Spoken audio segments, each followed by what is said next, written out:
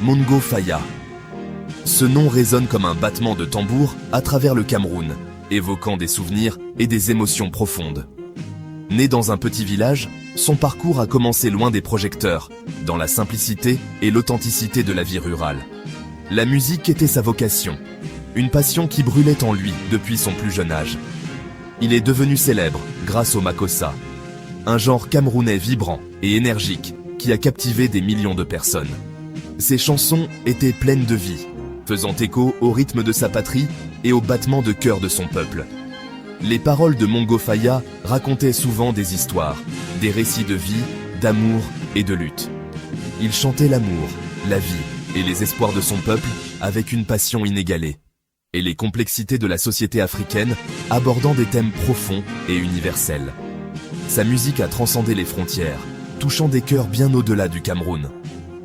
Des gens de toute l'Afrique dansaient sur ses airs, unissant les cultures et les générations. Mongo Faya est devenu une icône nationale, un symbole de l'unité et de la fierté. Il était plus qu'un simple musicien, il était un conteur, un ambassadeur culturel. Il était un symbole de la fierté camerounaise, un phare pour les générations futures. Sa musique représentait l'âme d'une nation, une mélodie intemporelle qui continue de résonner. La vie de Mongo Faya était peu conventionnelle, même pour une star. Il était connu pour ses choix de vie audacieux et son respect profond pour les coutumes ancestrales. Il a choisi la polygamie, prenant plusieurs épouses, une décision qui reflétait son engagement envers les traditions. Cette décision en a choqué certains et intrigué beaucoup d'autres, suscitant des débats passionnés au sein de la communauté. Faya voyait cela comme un hommage à la tradition, une manière de préserver les coutumes de ses ancêtres.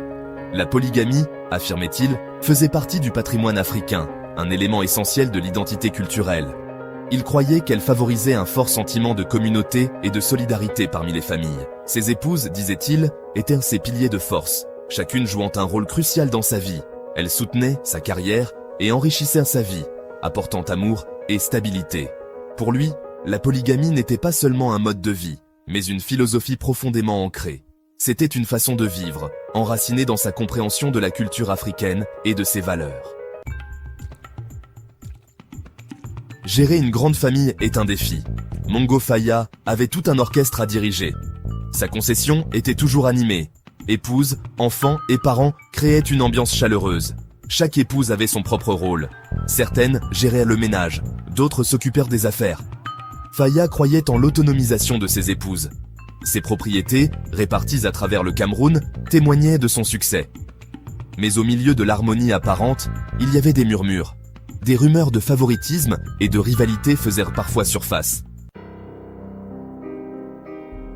La vie de Mongo Faya n'a pas été sans controverse. Sa carrière, bien que brillante, a souvent été entachée par des rumeurs et des accusations. Des accusations de mysticisme ont surgi, alimentées par des histoires de pratiques occultes. Certains pensaient qu'il utilisait des pouvoirs spirituels pour faire avancer sa carrière, ce qui a divisé l'opinion publique. Ces affirmations n'ont jamais été prouvées, mais elles ont persisté dans l'imaginaire collectif. Mais elles ont ajouté au mystère qui l'entourait, renforçant son aura énigmatique. Faya les a balayées d'un revers de main, les qualifiant de prix de la gloire et de la célébrité. En interne, les affaires familiales s'étalaient parfois en public, ajoutant une autre couche de complexité à sa vie. Les disputes entre ses épouses faisaient parfois la une des journaux, attirant l'attention des médias. Ces conflits brossaient un tableau différent de l'homme public, révélant des tensions internes.